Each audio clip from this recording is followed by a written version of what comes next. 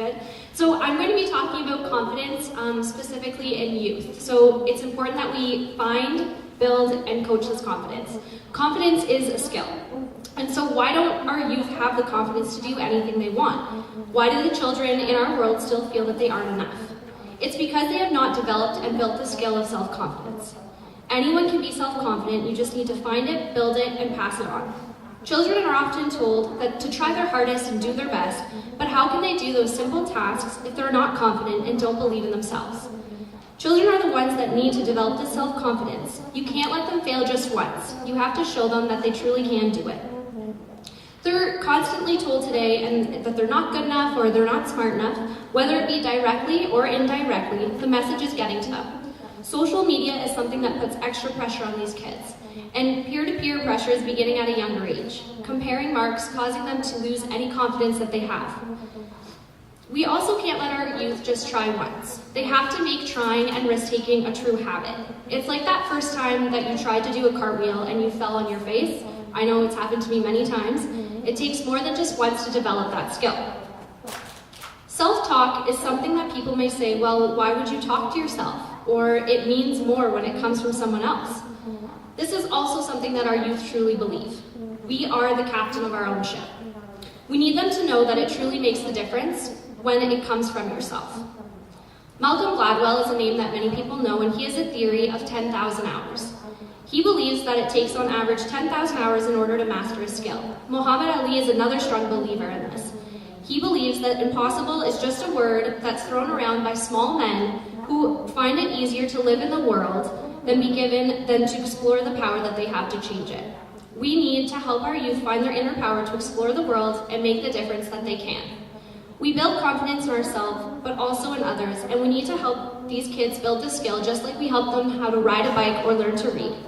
Now, you may wonder how to do this, and there's many different ways, but one of the #1 rules that I follow is to catch them when they're good. There are too many times that a child will make a mistake and will say, no, don't do it that way, or that's not right. What we should actually be doing is catching them when they do something good and get excited and show them that they knew that you could do it all along. We want to also coach this confidence in the kids. It's not just about teaching. Both teaching and coaching are, of course, helping someone learn a particular skill. Teaching, however, is primarily a one-way interaction, where coaching is an ongoing interaction.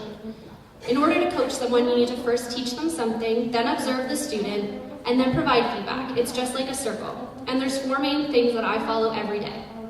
The first thing that I always do is to reflect. We want to verbalize and communicate what just happened. What was good, what could be different, and we want the child to self-reflect. If we keep giving them the answers, then they'll never learn to observe these things on their own. The next step that I do is to inspire.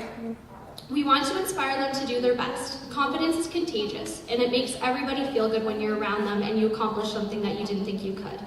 Eleanor Roosevelt says that a great leader inspires people to have confidence in themselves, and who doesn't want to be a great leader?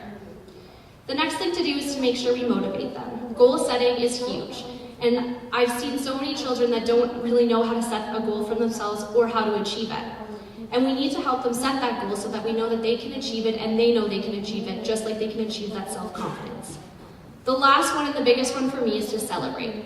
Celebrate mistakes, celebrate achievements, and celebrate differences. Children have this idea of what they're supposed to be, or who they're and what they're supposed to do, but we need them to know that they can do what they put their mind to.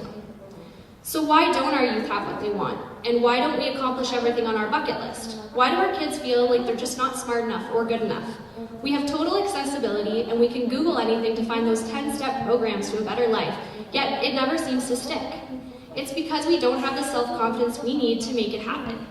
We don't instill this confidence in our children, but the reason that is because we don't often instill it in ourselves. We need to believe in ourselves in order for others to believe in us, and that includes our children. Self-confidence is built from a young age, but it's never too late to develop. It's never too late to tell yourself, I can and I will, or to set that goal that you want to achieve next month or next year. It's never too late to find, build, and pass on the skill of self-confidence. So tonight, I challenge you to walk out that door tonight and know that you can change the world. Know that you are extraordinary, know that you are important, and you need to believe it, and our children will too. Thank you.